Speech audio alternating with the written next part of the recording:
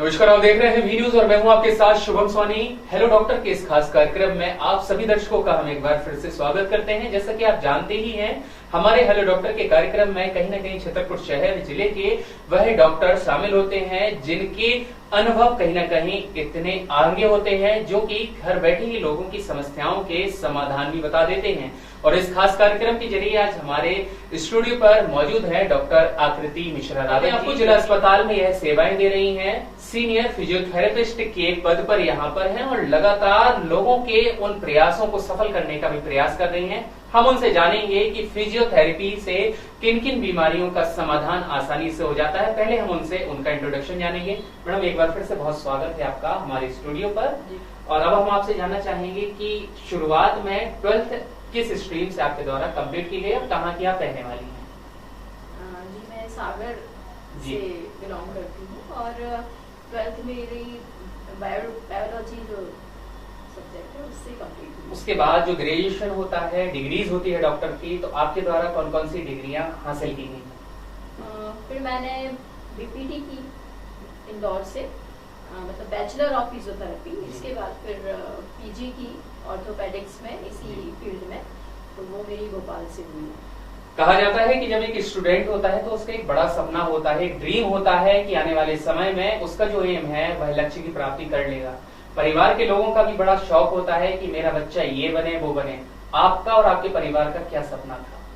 जी हाँ, मेरा तो शुरू से यही सपना रहा कि मैं डॉक्टर फील्ड में जाऊँ जी। और मेरे परिवार वाले तो ये है कि आप बच्चों को जिसमें रुचि हो, हाँ, तो उसमें सपोर्ट किया गया। उसमें सपोर्ट किया उन्होंने। यानी कि आपको आपकी ही फील्ड जो आपने चुनी थी, ऊपर वाली की कृपा से और सभी के सपोर्ट से वो फील्ड मिल गई है। जी बिल्कुल। कैसा महसूस करती हैं डॉक्टर होने के नाते, क्योंकि डॉक्टर को भगवान का दर्जा दिया जाता है? जी, बहुत अच्छा महसूस करती हूँ और मैं भगवान को धन्यवाद देना चाहती हूँ, अपने पेरेंट्स को धन्यवाद देना चाहती हूँ कि उन्होंने इस काबिल मुझे बनाया। जी, लगातार डॉक्टर की एक बड़ी निगरानी होती है अपने पेशेंट्स पर, क्योंकि जो दायित्व जिस तरह से एक परिवार के मुखिया का होता है उतनी ही रिस्पॉन्सिबिलिटीज ड्यूटी आप डॉक्टर की होती है। कितना मैनेज करना होता है, किस तरह के पेशेंट्स आते हैं, एजुकेटेड भी आते हैं, अनएजुकेटेड आते हैं, डील किस तरह से करते हैं? जी बिल्कुल, एजुकेटेड पेशेंट भी आते हैं तो उनको अवेयर करने में, उनकी ट्रीटमेंट में उतनी परेशानी का सामना नहीं करना पड़ता है जी। लेकिन जो अनएजुकेटेड होते हैं या गांव के होते हैं उनको थोड़ा सा अवेयर करने में टाइम लगता है। मैडम, आपसे जानना चाहूंगा कि छतरपुर में तो आप सेवा दे ही रही हैं, इससे पहले किन किन कॉलेजेसों की जो ट्रेनिंग रही, उसके बाद आपने कहाँ कहाँ ड्यूटीज को निर्वहन किया है? जी, मैंने छतरपुर से पहले इंदौर में भी किया है काम। इंदौर में मैंने बॉम्बे हॉस्पिटल में किया, इसके अलावा Bhandari research centre, Aurobindo hospital, red cross Bhopal में काम किया, मेयो हॉस्पिटल में किया। और उसके बाद ये छतरपुर? उसके बाद फिर उमरिया में किया।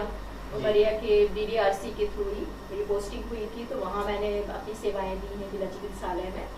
उसके बाद अभी मेरी पोस्टिंग यहाँ हुई है 1.5 वर्ष पहले। मध्य प्रदेश के अलग राज्यों के इस जिले में आपने कई जिलों में सेवाएं दी हैं और छतरपुर जिले में अब आप आ चुकी हैं। छतरपुर में किस तरह के केसेस अधिकतम आते हैं? छतरपुर में दर्द के केसेस आते हैं, लकवा वाले आते हैं, और चूंकि अब पहले से अवेयरनेस है लोगों में फिजियोथेरेपी के लिए, तो अलग अलग प्रकार के बात रोग वाले आते हैं, और जो जिनको कुछ भी सुन्नपन हो रहा है हाथ में या चलने फिरने में कुछ तकलीफ हो रही है, परेशानी हो रही है, जिनको पैर मोच गया, हर प्रकार के केसेस आते हैं। पहले के जमाने में पैरालिसिस को एक बड़ी बीमारी माना जाता था, लेकिन आमतौर पर अब यह बीमारी सामान्य हो गई है। इसकी वजह क्या हो गई है और किस एज से पैरालिसिस की शुरुआत हो सकती है? अगर लोग ध्यान ना दें तो? लोग ध्यान ना दें तो इसकी शुरुआत तो काफी पहले से, काफी कम एज में भी हो जाती है लकवा की शुरुआत। और इसका मेन कारण है लाइफस्टाइल। जो आज के युवाओं की लाइफस्टाइल चेंज हो रही है, ये एक बहुत बड़ा कारण हो जाता है लकवा के लिए। क्योंकि कोई भी व्यायाम या चलना या वॉकिंग करना, इन चीजों पे लोग ध्यान नहीं देते हैं। खान पान का भी महत्व होता है कि अगर खान पान पर ध्यान न दिया जाए, फास्ट फूड आज की युवा पीढ़ी खाना ज्यादा पसंद करते हैं, तो कहीं ना कहीं इससे भी कहीं ना कहीं पैरालिसिस की संभावना बढ़ जाती है। बिल्कुल बिल्कुल, खान पान का तो विशेष महत्व है ही। खान पान और लाइफस्टाइल का बहुत ज्यादा महत्व होता है। क्योंकि आजकल ये जंक फूड्स बहुत ज्यादा हो गए हैं, है ना, बर्गर पिज्जा ये सब बहुत ज्यादा नुकसानदायक है। तो क्या लगता है मैडम 24 घंटे में से फिजियोथेरेपिस्ट के लिए या फिर खुद ही एक हेल्दी जो इंसान होता है अपने आप अगर वो व्यायाम करना चाहता है तो घर पर रहकर घरेलू उपचार क्या हो सकते हैं? घरेलू उपचार ये हो सकते हैं कि हमें अपनी जो सबसे पहले तो छोटे बच्चों से ही शुरुआत होती है कि हम अपने बच्चों को ही जंक फूड्स और इसके बारे में बताएं कि ये कितने अनहेल्दी है ना। ये पैकेट्स में भी जितने भी पैकेट वाले आते हैं आजकल बच्चे इनके चिप्स ज्यादा पसंद करते हैं बहुत ज्यादा, तो इनमें कहीं ना कहीं बहुत हानिकारक लोगों को समस्याएं रहती हैं जो सामना करते हैं। बिल्कुल, बिल्कुल। और आने वाले समय में एक वही बीमारी के रूप में बच्चों को पैरालिसिस निकलकर सामने आता है। बिल्कुल, ये सब जितने भी जंक फूड्स हैं, फास्ट फूड हैं, ये सब अनहेल्दी लाइफ स्टाइल भी है। बच्चे मोबाइल की तरफ ज्यादा जा रहे हैं, बिल्कुल, आउटडोर एक्टिविटीज कम हो गई हैं, तो ये एनवायरमेंट ना मिल पाना। हाँ, ये सब चीजें जो है आगे जाकर और कम एज में ये इफेक्ट करने लगती हैं। बच्चों से जैसे यंग जनरेशन हुई तो वो भी आजकल फास्ट फूड है, उनकी लाइफ स्टाइल चेंज है, पूरे टाइम मोबाइल पे बैठे रहते हैं, मोबाइल ही उनके लिए ज्यादा प्रायोरिटीज हो गई है। नहीं तो पहले ये था कि लोग बाहर जाते थे, बाहर साइकिलिंग करना, आउटडोर गेम्स करना, वॉकिंग करना, साइकिलिंग करना, और आजकल ये सब बंद हो गया है। जैसे कि देखा जाता है मैडम कि ये तो हो गया बच्चों का, कहीं ना कहीं इस व्यस्ततम जिंदगी में लोगों की व्यस्तता कुछ ज्यादा ही बढ़ गई है, उन्हें अपने लिए समय नहीं है, लेकिन बड़ी बड़ी बीमारियां भी उन्हें घेर लेती हैं। फिजियोथेरेपिस्ट एक अच्छा यहाँ पर ऑप्शन निकलकर सामने आया है आज के युग में, क्योंकि एक्सरसाइज के माध्यम से बहुत सारी ऐसी बीमारियां हैं जो लोगों की जो बॉडी है स्ट्रेट हो जाती है, उसमें फ्लेक्सिबल लाने का काम करती है। वो कौन सी बीमारी एक होती है जिसमें लोगों का पूरा बॉडी का सुन्न हो जाना और फिजियोथेरेपिस्ट के प्रयास से सफल होना, कोई एक ऐसी बीमारी? जी बिल्कुल, लकवा एक ऐसी बीमारी है, पार्किंसन एक ऐसी बीमारी है, और भी कई बीमारियां होती हैं जैसे जिसको प्रोलैप्स इंटरवर्टिब्रल डिस्क बोला जाता है। यदि आपकी 4-5 वर्टिब्री एक साथ यदि प्रोलैप्स हो जाती हैं तो उसके कारण भी सुन्नपन और स्टिफनेस बॉडी में आ जाती है। सर्वाइकल हो या फिर लंबर वर्टिब्रा, दोनों वर्टिब्रा में यदि प्रोलैप्स हो जाता है जी, तो उसके कारण भी बॉडी में सुन्नपन और चलने में फिरने में परेशानी आती है, दर्द होता है, और धीरे धीरे बैंड होती है, स्पाइन आगे की तरफ बैंड हो जाती है। तो ये सब बीमारियां हैं जो काफी परेशान करती हैं, और इसका फिजियोथेरेपी से काफी अच्छा इलाज संभव है। आजकल डॉक्टर भी घर तक पहुंच जाते हैं, पहुंचकर सेवाएं दे रहे हैं जी। तो घर पे भी आप फिजियोथेरेपी का लाभ ले सकते हैं, और उससे इसके अलावा आप नॉर्मल जो एक्सरसाइजेस हैं, व्यायाम हैं, वो घर पे करिए। घर पे ही आप धीरे धीरे थोड़ा थोड़ा वॉक कर सकते हैं, और धीरे धीरे हर चीज थोड़ा थोड़ा करके आपको बढ़ाना है, एकदम से कोई भी चीज नहीं करना है।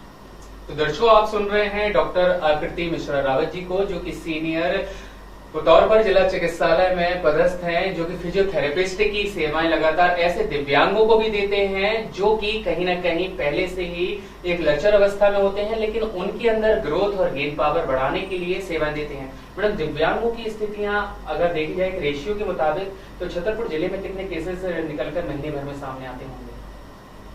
महीने भर में तो काफी केसेस आते हैं, जैसे एक मेडिकल बोर्ड में भी 100-150 मरीज आ जाते हैं, दिव्यांग आ जाते हैं, तो महीने भर में आप 2000-3000 तो निकल ही आते हैं। तो क्या लगता है मैम, फिजियोथेरेपिस्ट की सेवाएं लेने से कितने हद तक लोग स्वस्थ और हेल्दी हो जाते हैं? फिजियोथेरेपी की सेवाएं लेने से दिव्यांगता से बचा जा सकता है। ऐसे कई प्रकार के, जैसे मैंने बताया कि बच्चे छोटे हैं जो चल नहीं पा रहे हैं, जो माइलस्टोन्स तक नहीं पहुंच पा रहे हैं, जो पलट नहीं पा रहे हैं, बैठ नहीं पा रहे हैं, समय पर खड़े नहीं हो पा रहे हैं, तो ये फिजियोथेरेपी के माध्यम से इनको प्रॉपर वे में चलाया जा सकता है। उनको बैठाना, चलाना, ये सब प्रोसीजर के द्वारा उनको नॉर्मल बनाया जा सकता है। यानी मैडम, न्यू बॉर्न जो चाइल्ड होते हैं तो 4 महीने के बाद जो स्टेज होती है तब से पता कर सकते हैं कि आपका जो बच्चा है वो हेल्दी है या अनहेल्दी है। ये न्यू बॉर्न बेबी, मेरे पास एक सवा महीने का बच्चा भी आया अस्पताल में, तो वो क्या एक अप्रोच अलग अलग वो होती है, ब्रूनस्टॉर्म अप्रोच होती है, उसमें देखा जाता है कि बच्चा जो है जैसे वो सीधा भी लेटा है तो वो क्या अपने हल्की थोड़ी एक्टिविटीज कर पा रहा है कि नहीं, क्या हाथ पैर को थोड़ा थोड़ा चला रहा है जैसे नॉर्मल बच्चे चलाते हैं, और अलग अलग प्रकार के टेस्ट होते हैं इसमें, जिससे ये पता कर सकते हैं कि वो नॉर्मल है या एबनॉर्मल चाइल्ड है। लेकिन मैम देखने को आता है कि आप लोग तो चलिए स्पेशलिस्ट हैं, देखते ही पहचान जाते हैं, लेकिन जो महिलाएं होती हैं, जो माँ होती हैं, वो इतना अंदाज नहीं लगा सकती हैं, ना वो लगा पाती हैं, और कई वर्ष ऐसे ही बिता देती हैं। जब वो बच्चा बड़ा होने लगता है और 4-5 महीने में जो देख रेख होनी थी वो 5 साल बाद देखते हैं, तो कहीं वीकेंड होता है। तो ऐसी कंडीशन में फिर कितना ट्रीट होता है केस करने में, कितना स्ट्रांगली वर्क करना होता है? हाँ बिल्कुल, ऐसी कंडीशन में तो बहुत ज्यादा हम लोगों को भी बहुत प्रयास करना पड़ता है और उन पेरेंट्स को भी बहुत परेशान होना पड़ता है। इसलिए मैं जैसे आज बी न्यूज के माध्यम से ही मैं ये दर्शकों से अपील करना चाहूंगी कि जो भी ऐसे बच्चे हों जो बहुत छोटे हैं, 4 महीने 5 महीने में, जो उनका डेवलपमेंटल माइलस्टोन्स तक नहीं पहुंच पा रहे, मतलब पलट नहीं रहे हैं जी, या बिल्कुल भी सीधे लेटे हैं, 5 महीने 6 महीने के हो गए हैं, वो बिल्कुल सीधे लेटे हैं, पलट नहीं रहे हैं, कोई रिस्पॉन्ड नहीं कर रहे हैं, तो उनको आके फिजियोथेरेपिस्ट को दिखाना चाहिए। मुझे आइए और जिला अस्पताल में दिखाइए। तो ऐसे बच्चे ठीक क्योंकि होते जा रहे हैं और वो बहुत अच्छे से रिस्पॉन्ड भी कर रहे हैं। सरकार के द्वारा वैसे कई हेल्दी सुविधाओं के लिए कई लाभ दे रहे हैं, फैसिलिटीज भी बेहतर दे रहे हैं, छतरपुर जिला चिकित्सालय में देखने को मिल रही है। फिजियोथेरेपिस्ट के लिए आप दर्शकों से क्या कहना चाहेंगी कि परामर्श किस तरह से ले सकते हैं, वहाँ कैसे आप व्यवस्थाएं दे सकती हैं? तो हमारे दर्शक जुड़े हुए हैं आपके साथ, क्या कुछ कहेंगे आप? जी बिल्कुल, आप लोग जिला चिकित्सालय आइए और फिजियोथेरेपी का आप लाभ ले सकते हैं। मैं वहाँ पे उपस्थित रहती हूँ। और इसके अलावा जो भी आपके पहचान में हो या फिर कोई दूर गांव के लोग हैं, गरीब जनता है, तो उनको भी आप अवेयर करिए कि फिजियोथेरेपी के माध्यम से कई प्रकार की बीमारियों का, छोटे बच्चों का, और पोलियो वाले पेशेंट हैं या लकवा के मरीज हैं, किसी को फ्रैक्चर के बाद की विकृति हो जाती है, फ्रैक्चर होता है और प्लास्टर खुलने के बाद हाथ सीधा नहीं हो रहा या पैर सीधा नहीं हो रहा, चल नहीं पा रहे हैं, तो इन सब चीजों का फिजियोथेरेपी के माध्यम से इलाज संभव है। और मैं यही अनुरोध करूंगी कि आप लोग आइए जिला चिकित्सालय में और फिजियोथेरेपी का लाभ लीजिए और एक नॉर्मल लाइफस्टाइल आप अपनी बिताइए। फिजियोथेरेपिस्ट के नाते एक डॉक्टर से मैं यह जानना चाहता हूँ, किस रोग की सबसे ज्यादा यहाँ पर शुरुआत होती है और कहाँ से लोग लापरवाही बरतते हैं जिसके बाद उन्हें फिजियोथेरेपी का यहाँ सहारा लेना होता है? देखिए, छोटे छोटे दर्द होते हैं या मसल स्पाज्म होता है, जिसको बोलते हैं कि कभी अरे थोड़ा सा कड़कपन आ गया है, गर्दन में लग रहा है, या फिर मसल स्पाज्म कहीं भी आ सकता है, बॉडी के किसी भी अंग में हो सकता है, किसी भी मांसपेशी में हो सकता है, दर्द कहीं भी हो सकता है। तो छोटे छोटे दर्द होते हैं, जैसे हम गाड़ी चला रहे हैं और पेशेंट आता है, अरे मैडम गाड़ी चला रहे थे, थोड़ा सा झटका लग रहा है, थोड़ा सा यानी ब्रेक आने के कारण झटका लगना, हाँ यस, या कच्ची सड़कों पर स्पीड में जाने से कुछ उचकना, हाँ, तो उससे मुझे दर्द हुआ जी। और वो थोड़ा थोड़ा दर्द करके जब बहुत ज्यादा सीवियर हो जाता है तब पेशेंट आते हैं। मैम आपसे जानना चाहूंगा, कुछ ऐसी बीमारियां जो बचपन से ही शुरू हो जाती हैं और लापरवाही करते करते एक बड़ी बीमारी बन जाती है, जी ऐसी कौन सी बीमारी?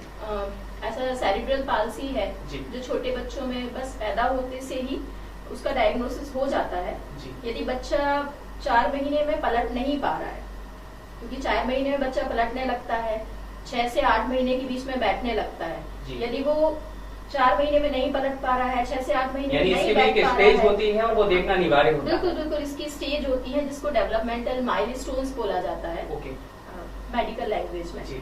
तो यदि वो डेवलपमेंटल माइलस्टोन्स को तक नहीं पहुंच पा रहा है अपने, तो जो भी पेरेंट्स हैं उनको जाके डॉक्टर से सलाह लेना चाहिए। और फिजियोथेरेपी का इसमें बहुत बड़ा रोल होता है, क्योंकि मेरे पास जो बच्चे आ रहे हैं अभी, तो ऐसे बच्चे बहुत आ रहे हैं जो बैठ नहीं पा रहे हैं और खड़े नहीं हो पा रहे हैं, चल नहीं पा रहे हैं, और आज उनको फिजियोथेरेपी के माध्यम से बहुत बेनिफिटेड हो रहा है, बहुत बेनिफिट मिल रहा है। पैरालिसिस कैसे मैडम फैलता है, कैसे इसकी शुरुआत हो जाती है, कौन से सेल्स ऐसे होते हैं जो हमारी बॉडी के वीक हो जाते हैं और वो कहीं ना कहीं अटैक कर जाते हैं और हम पैरालिसिस के शिकार हो जाते हैं? हाँ, ये मेन जो होता है ये आफ्टर एक्सीडेंट जी ज्यादा देखा जाता है। एक्सीडेंट के बाद या फिर हाइपरटेंशन के मरीज यदि दवाई लेना है बीच में छोड़ दें या लापरवाही करें, तो उसमें स्ट्रोक मतलब आधा शरीर का लकवा, यानी कि वो आधा हिस्सा आपका काम करना बंद कर देता है। धीरे धीरे इसकी कैसे फिजियोथेरेपिस्ट से आराम लगना शुरू हो जाता है और क्या इसकी एक्टिविटी होती है?